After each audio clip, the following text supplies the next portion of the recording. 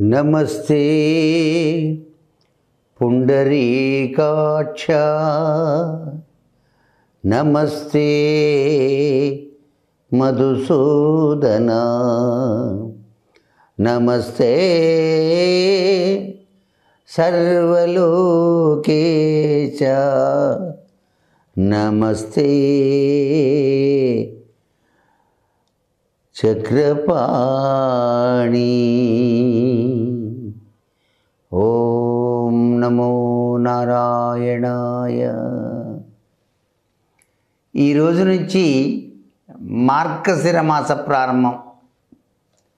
కృష్ణ పరమాత్మ సాక్షాత్తు మాసాల్లో మార్గశిరము, ఋతువుల్లో వసంత ఋతువు నేనే అని చెప్పి సాక్షాత్తు మనకు భగవద్గీతలో చెప్పినటువంటి విషయాన్ని ఈరోజు ప్రతి ఒక్కరం కూడా అర్థం చేసుకుందాం.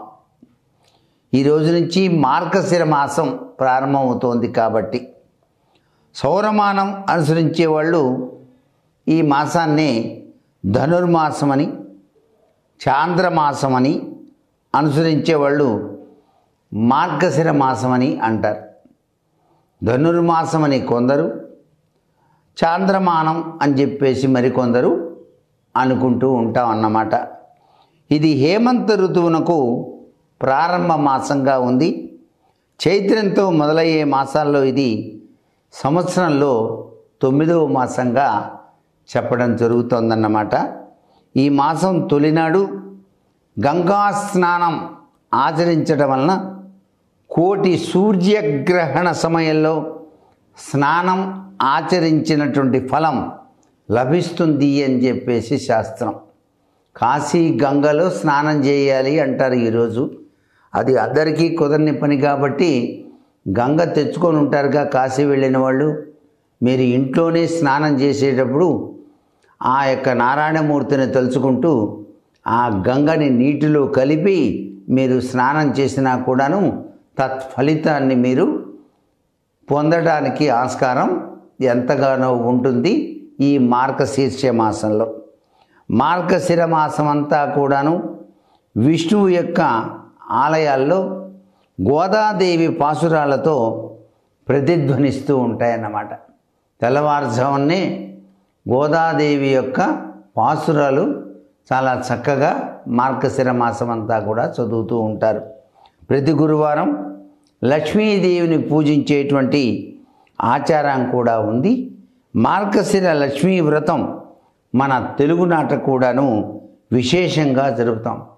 లక్ష్మీదేవి యొక్క దివ్యవంతమైనటువంటి అనుగ్రహాన్ని మనం సాధించాలంటే మార్గశిర మాసంలో వచ్చేటువంటి లక్ష్మీ వ్రతాన్ని తప్పనిసరిగా ఆచరించాలన్నమాట. కార్తీక మాసంలోనేమో శివకేశవుల్ని ఆరాధిస్తాం. ఈ మాసంలో మాత్రం మహావిష్ణువును, లక్ష్మీదేవిని మనం చక్కగా పూజిస్తామన్నమాట.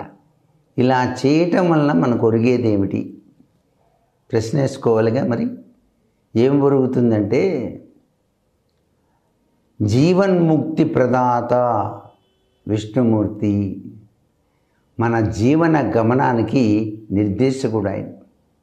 అందుచేత ఎవరైతే మహావిష్ణువుని ఈ మార్గశీర్ష మాసంలో ప్రతినిత్యం కూడాను విష్ణు సహస్రనామ పారాయణ చేస్తారో, ధనుర్మాసరీత్యా చక్కగా గోదాదేవి పాసురాలు ఎవరైతే నిత్యం చదువుకుంటారో వారికి ఆయుష్, ఆరోగ్యం, సంపద పెరుగుతాయి సుమా. అంతేకాకుండా ప్రతినిత్యం కూడా తెల్లవారుజామున విష్ణాలయాల్లో ప్రసాదం రోజుకు ఒక్కటి చొప్పున రకరకాలైన ప్రసాదాలు తయారు చేసి స్వామికి నైవేద్యంగా పెడతారు. ఇవన్నీ ఎందుకు చేస్తున్నారంటే మన ఆరోగ్యరీత్యా అన్నమాట. ఆ ప్రసాదాన్ని కనుక మనం తెల్లవారుజామునే కనుక చక్కగా స్నానం చేసి గుళ్ళోకి వెళ్ళి అక్కడ దైవచింతనతో, ఆ భక్తి పారవశ్యంతో ఆ పాసురాలు వింటూ అంతా అయిపోయిన తర్వాత ప్రసాదం స్వీకరిస్తే మనకి కఫ వాత పిత్త దోషాలన్నీ కూడాను తొలగిపోతాయి. పరిపూర్ణవంతమైనటువంటి ఆరోగ్యం చేకూరుతుంది. అందుచేతనే ఈ యొక్క మార్గశీర్ష మాసంలో ప్రతినిత్యం కూడాను తెల్లవారుజామునే విష్ణాలయానికి వెళ్ళి విష్ణుదేవుని పూజించాలి. ఇలా గనక చేస్తే మనం శతవిధాల ఆరోగ్యప్రదమైన జీవితాన్ని గడుపుతాం. జీవితం సుసంపన్నమై వెలుగొందుతుంది అన్నమాట. సర్వే జన సుఖినో భవంతు.